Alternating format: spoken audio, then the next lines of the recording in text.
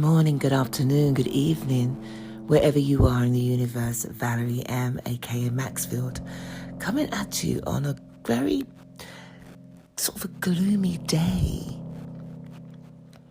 And even though I'm going to pass out positive affirmations, let me clear my throat. And as usual, I always send out positive affirmations around the world, no matter what color you are, what creed. It's always the same love coming at you. But my heart is very, very heavy. And so the topic of today's daily podcast is why I'm saddened. Why are people killing each other before they're even 15, 16, 13, 14, 12, 10, 9, 8, 7? We're not living in a war zone. We're in the UK. We're in lockdown. And prior to being in lockdown, there's been a spurt of killings between young adults, teenagers, children, taking each other's lives way before lockdown. Every day, some parents are losing their kids. There was a time when I was growing up when, and I'm not being racial or profiling, but there was a time when I was growing up, it was the whole yardie, early 80s, the yardies come to England, or the yardies are killing in Jamaica. And then you got the Mogadishus in Africa, they're shooting, and there was a coup, and we were used to seeing all of that on TV. But in my time, growing up, I don't recall, and I mean, I'm being serious, everything was political. It was always a political warfare, from the Gaza, people killing, not just children, it was just war zone. And I, living in the UK, I lived part of my life in Jamaica because my parents brought me up. And in my childhood, then I went on holiday to Jamaica. Little did I know I was going there, supposedly. I don't think my parents knew what the hell they were doing. And they allowed me to go with my grandmother, who I grew up with and called her mum. God rest her soul. She passed away 3 years ago. But growing up, it was not the norm to see children killing children. It was, big grown-ass men with their guns, and it was the, Tivoli Gardens and the Dawn Getan with Maxfield Avenue and PMP and the Jamaica Labour Right Party and the People National Party. So I grew up around seeing all of that sort of violence. Not particularly on my doorstep. Listen, I'd be lying in my bed at the age of 12 and hearing gunshot popping up, pow, pow, pow, pow, then down in St. Catherine, Spanish Town, St. John's Lane. Going to school in the morning and you're on the bus and you're getting flat. All the kids are on the bus from Willardine, Old Harbour Road, going down to Kingston, because I went to Kingston Tech, and all you can hear is bow, bow, and everybody on the bus get flat because you don't know where those bullets are flying. So my parents send for me and I come back to England.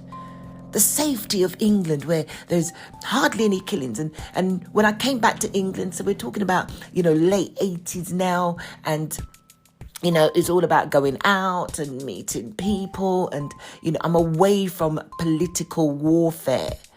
I never saw kids killing kids. I watched a 10-year-old being shot by a stray bullet in front of my eyes growing up. Traumatic. I lost a best friend, Lucille Barnaby, back in Jamaica, right? Me and her on the school bus coming home. And a stray bullet down at Maxwell Avenue. She got off the bus.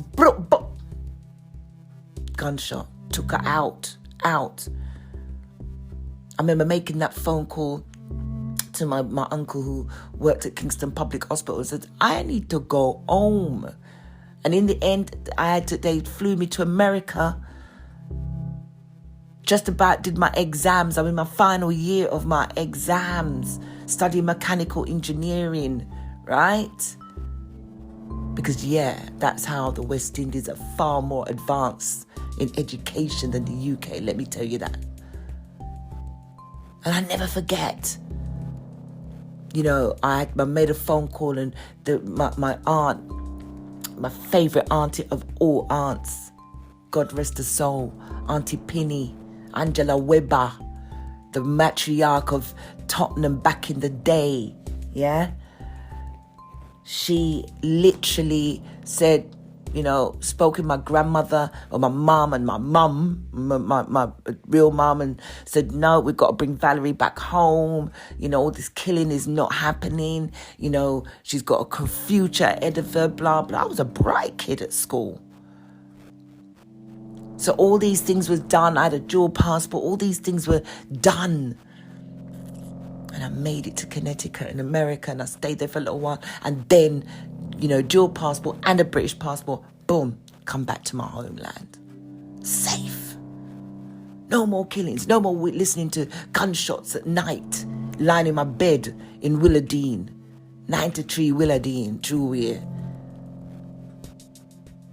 None of that. I never had the tendency to want to kill or harm. I lived in a community from Horizon Park, Villanova, Willardine. At my tender age, from what I'm telling people, I don't even remember I did things like this. But from that age, I was running a community centre with a football team. Football players from Santos went all the way to America to play football. We ran we did hiking. We did things that I'm in my formative years. I'm thinking, damn, I can't believe I did things like that for the community to keep us all from, safe. And I wasn't even thinking like that. I was a Nubian. Still am a Nubian. I grew up not knowing how to apply makeup and, having to be skimpy to get attention. Only to come back to the UK and, prudish as I am, but I still survived. I still survived. I don't tell this story very often, but my God, I'm now at this stage of my life here in the UK, and every day I'm waking up to a country that has everything. I don't care we're in lockdown. I don't business that we have poverty. I don't care there's middle class, lower class, any class. But I'm still waking up to find, I don't even want to use the word black on black. The youths are killing each other for a bicycle, or because you don't look, you look like somebody. I'm sorry to coin the phrase. You're sounding like blinking white people who say we all look alike. But yet still, when you get catch, you're saying, mistaken identity. I've had friends who've lost their sons sitting in a car, and you shoot up a car because you're in a place at the wrong time. Mistaken identity. Mistaken identity. An associate of mine lost his son last year because her friends that he hung around with, right, made trouble with some Turkish people, right? And before you know it, the people them said, right, I ain't taking that, and came back looking for the friends that he hangs around with, and brup. Who do you think got dropped? The boy that had nothing to do with the situation in the first place got dropped, got taken out. Mistaken identity. How dare These boys, I don't care if your parents have money. I don't care if you're a single parent. I don't care if your father is not around or you've lost your mum. You have no right to be on the street taking another youth's life for a mobile phone because you don't like how they look, or you think it's clever to kill someone, or you're so angry you need to take someone else's life because you don't get what you want from at home. Or you're in the system, or you're a foster child. But listen, yo, I'm saddened and I'm mad. I cannot even speak the Queen's English this morning. I'm mad. Every Ebonics and Jamaican and everything that I have in my body and street language is coming out in this message today. Because I'm so mad that for the first time in all the time I'm hearing killings, I want to find you and take you out myself. But taking you out sells nothing. And these same boys who are killing other people, right? When the police comes to them, they want to say, oh, police brutality. No, I didn't do anything. Listen to me. Listen to me good, you imbecilic morons. The police ain't done nothing to you. You want to cry and plead that, the system don't work for us and blah, blah, blah. Yo, I'm happy for a police to find you and buck you up. I don't care. Another mother is weeping. 5 a.m. I'm waking up to find someone is killed in Brixton. A boy who left his house on his... Actually, as I'm speaking to you in this podcast, I hear he's not dead. So I'm not going to use yet or he's gone. God forgive me for even putting the name death on this poor boy's name. 4th of March 2021, lockdown, boys and or girls or whoever are still being harmed. What are you thinking? Do not tell me it's got anything to do with mental health awareness. It's got nothing to do with that. It is called damn right evil. Evil. Peer pressure? No. It's just evil. You are evil of the highest order. I don't care if you thought that person was coming for you or your friends goaded you. You had a sanctuary. You could have taken yourself away from the situation. You could have gone and spoke to someone and says, I fear for my life. Someone's coming for me. I need to speak to someone. How do I take myself away from it? You could have been the bigger person and turn around to the person who's telling you this, I want you to go and take out blah, blah, blah, or take that bite from that person and says, why should I? What purpose does it serve me?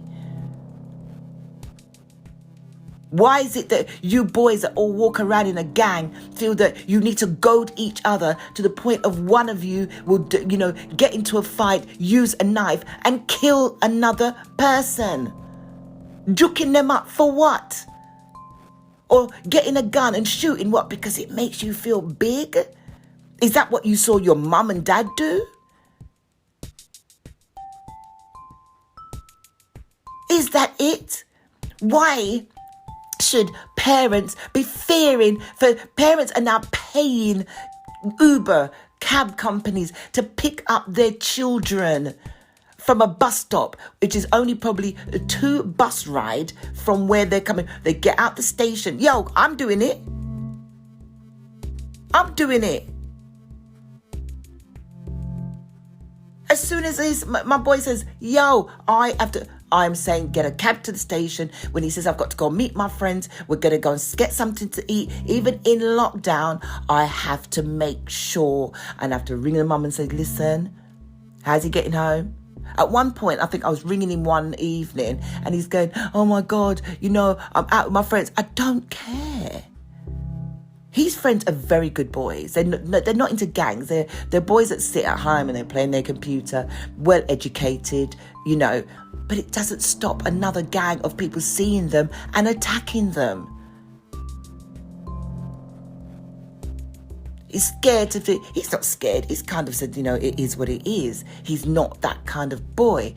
But my God, until that child walks back through that door, you do not sleep. Luckily, my Dre don't like street. He just doesn't come out. And it's not anything to do with the street crime violence. He just doesn't. So I thank the Heavenly Fathers every day. But that still doesn't stop that when he does go to school, or when he does go, he has to get to go to work one day, it doesn't stop the fact that he's still a young man going about his business and is likely to be attacked for dressing well, looking well, carrying himself well, having something that he worked for, his parents worked for. Huh? Imagine. It's not even black on black, but it's so predominantly black that white people think that their kids are exempt from it. You're not. It is the youth doing these things. And I hope to God they all get found, especially for the boy that got, stabbed for his bike. Listen to his parents crying, knowing that it was a brand new bike, telling him that they're going to go for a ride together, only to find that a couple of hours have passed and her son hasn't come. Man, my heart is breaking. Saddened, disgusted. What kind of people, but children that have been born in this era, what kind of life are they going to live? How are these parents going to parent their children? Imagine, where children should be out there having fun. Their mental health is at an all-time low in lockdown. Parents have got locked down who don't know what to do with youngsters at the age of 13, 14 because they're used to being outside in the wide world. Social media has become such an influence on their lives, and some of these influencers need to watch the stuff that you're putting out there, because that's you don't hear the word I said, influencer. The words we use, the things we say, all influences other people. You want people to dress in, Moschino and Louis Vuitton. Yo, those things ain't cheap. And you see these girls dressing up in the latest art, blah, blah. They may have got it from Pretty Little Thing and, the boo-hoos and whatever. And you've got these things aren't cheap. Not everybody can afford that. I'm not saying you don't show, but humbleness is key. Be humble. Be humble. Be bloody humble. You don't need to be showing up what you have. And you black people like, you know what? And like, sure want to have. It's like, oh, I got a gold chain and I got this new Lamborghini, or I got a big time car and red, lele. Yeah? You feel that you have to show what you have. Listen, we've been doing that for a long time. I noticed that that's what you people want to do. Yeah, let me show off what I've got. And then you don't have a pot to piss in. Yeah? Is that how you want to show your kids how to live? Is that how it is? I have to prog enough and look a certain way because that's how you want to profile. You don't need to profile. You don't need to tell people I got 10 grand in the bank. You want to go and buy yourself a nice car and drive it? Well, buy your nice car. Drive your nice car. You don't need to influence other people and say, look what I have. Look what I have. Someone turned around to me this morning, had the audacity, actually, I'm going to take it back because I knew he didn't mean it that way. I'm not even trying to, actually, I don't even care. I'm going to say it. And it made me realize, I heard DJ Milk Tray, there's a guy called DJ Milk Tray. I'm watching this guy rise to prominence.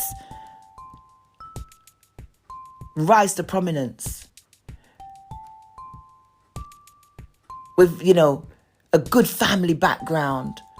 Talking about, giving props to the people that if he was not in a certain position, he wouldn't have what he has today. When he was losing everything, he had to keep himself humble. And the Lord, that's his faith. Don't knock somebody's faith.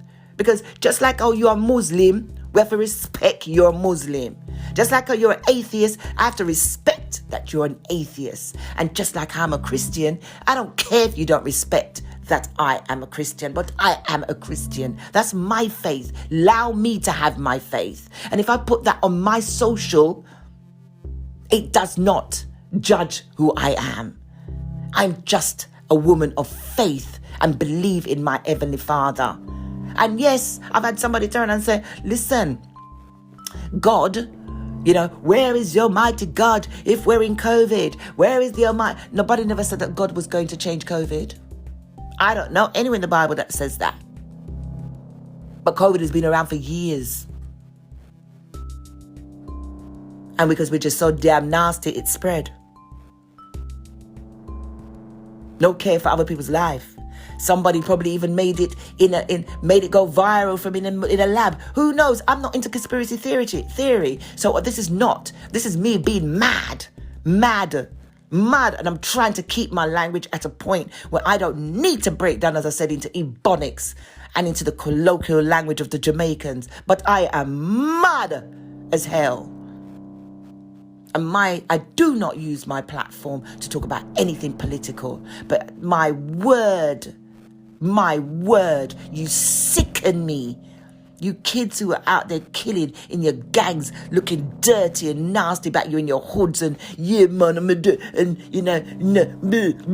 language is shit. It stinks.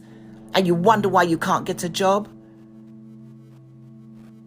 Change the narrative. We have to change the narrative. We need to speak up more often. How many marches are we're so quick to march when George Floyd was killed against the police. We were so quick to march and put up things on our pages and black screens and blah blah. How about every freaking parent literally shut down your kids' social media, stop buying them the phones and everything else, and says, you know what, this shit has got to stop and we need to do something about it. Because if we cannot get an intervention, because how can the police come in and intervene for you if you cannot intervene for yourself? Monitor where your boys are at, monitor where your girl childs are at, monitor, so what, they've got to 16. So what? Monitor. If they're living in your yard, monitor. And then what happened to the days when they say you raise a village? What? So what? All these big men at 30, 40, 45, 50, you're so busy out on street corners still, or gone to check a gal because you cannot be bothered to look at the children or the boys and the girls that you have left as sperm donors? You ain't gonna check in on your kids? There's enough of you worthless, dirty dogs out there. Dirty. Right? Who are not maintaining the fact that your kids, what you could not maintain, is out there killing other kids. Because they're broken. They're coming from a broken mind. I ain't saying they're coming from a broken home. But a broken mind. You must have a broken mind to be going out to want to break somebody else. I'm saying it as it is. I'm saying it as I see it. I'm saying it. I'm calling it. I'm standing in my truth. Take me out if you wish. Be angry with me. But the time you're being angry with me, parents, be angry at yourself. Be angry at your kids. Find a way to understand. Find a way. Find a way. Because the people who were burying their children did not find a way, couldn't understand it, especially when they knew that their kids wasn't in a gang. Ask, talk, change the narrative. Change the narrative. Stop leaving it to other people to raise your kids. Stop waiting for a counsellor or a psychiatrist to raise your children. Raise yourself. Love yourself, parents. Enough. And don't give up at the first hurdle and go, boy, I can't handle him, I'm going to have to put him in a foster home, And you know what I mean? Or send your picnic to go and buy the drugs for you. What the hell? Come on. You got 16-year-old girls out there because they can't find the love at home. The father is missing. The mother is struggling. Probably have only one child or, struggling to make ends meet. I am not listen, it's not everybody that's like that. You got women in highfalutin, high-flying jobs, driving big Kia, have good money, lockdown or not. But you see, the missing the understanding. You've given everything to your girl child. You've given everything only for them to go and seek love somewhere else. Because you see what? Money is not love. Buying that person the latest clothes and giving her an account and giving her a phone is not love. There's no male influence. That is not love. Daddy girl issues. So what happened is, as soon as an older man step into that child's life, yeah, she's a child still. 16, 17, 18, 19. Child. Brain ain't fully developed yet. That man shows her that ounce of affection. She's gone. She's gone. She's gone. Because you know what? The way she sees it is like, I'm missing that love. And all it is, he's got to chat sweet nothing in her ears. And before you know it, you've got a 16-year-old all caught up in her feelings. And the man is saying, boy, I'm a road man still, Yeah, that's the language. I'm a road man still, You get me? I needed to hold something for me. Yo, listen, as big and grown as I am, I'll never forget one time I was in someone's car. Do I know what they do? No, I'm just getting a lift. And he was going to get pulled over. The man turned and said to me, hold this. I looked at him and No, I'm grown. So I said, no. Looked at me and I thought, right, you know what? Yo. And I thought to myself, how dare you? How dare you? I didn't have to get into this car. You stopped to give me... As a matter of fact, I was waiting for a car, my normal taxi. I cancelled my taxi, jumped into your little rotted ride, and you had the audacity... You're not my man. So why am I sticking it? No, you know what?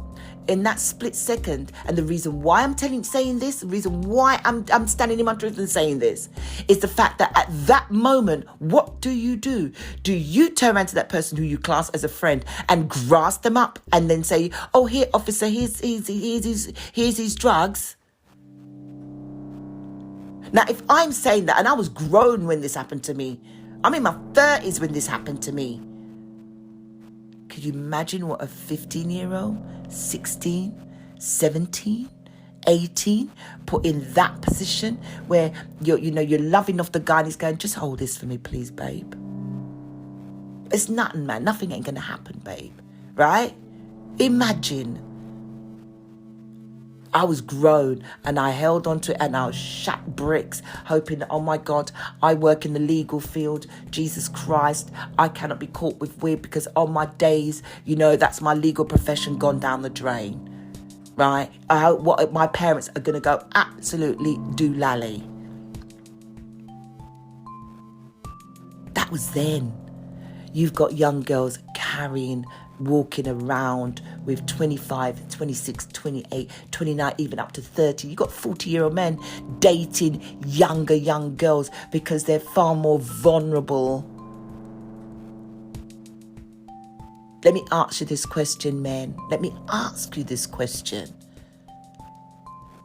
If you had a girl child, would you want to see her doing that? Your own flesh and blood being treated like that? Huh? You got no respect for anybody else's girl child. But I bet if it came to yours, it'd be a totally different kettle of fish. You make me sick. You make my stomach turn. I think you're vile. You're all vile. All this country line, business that's going on. It's like, I can't say crap. All this country line, getting people to carry young kids because you think no one's going to check upon them. You're like paedophiles. Yeah? You're like paedophiles. As a matter of fact, let's just say you guys who are training up these 10, 11 from their 10-year-old and gearing them up to, for sexual pleasure and carrying drugs, being couriers, you name it, the whole country line, you're paedophiles.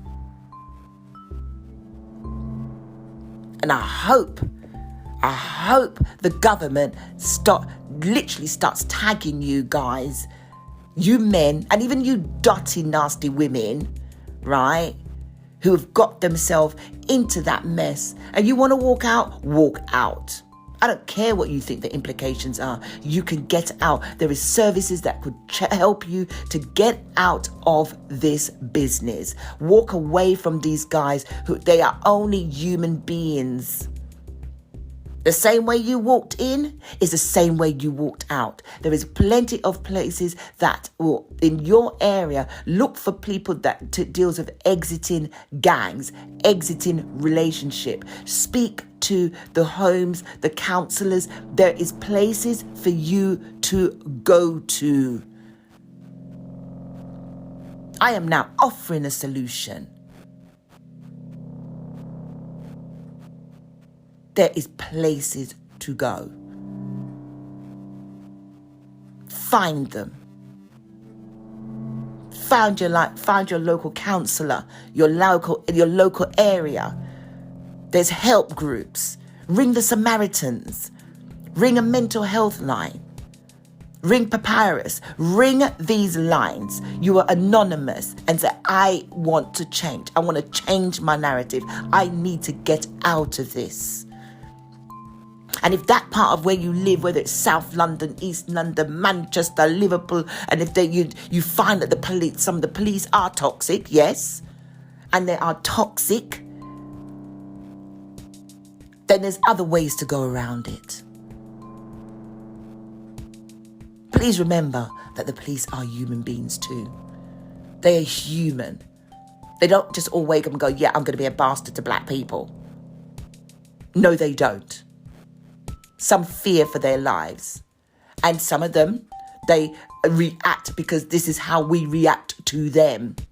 Change has to come. We need to change the narrative. We need to all be on the same side. We need to find someone, is that when we cannot find our kids, we can run to the police and they will feel for you. They will have compassion for you to go and find your kids. They will have compassion to actually say, okay, this isn't, I get it that 2 black people have killed you, or your son is injured. Let me have some compassion for you as a family and find your killer and not let your child be another statistic. Jesus Christ, Almighty God, we cannot afford to keep living like this. We cannot. We have to take a stand. This is Valerie M, aka Maxfield. A mad, sad day. 4th of March, standing in my truth. It's got to stop. And with that, have a great day. God bless you.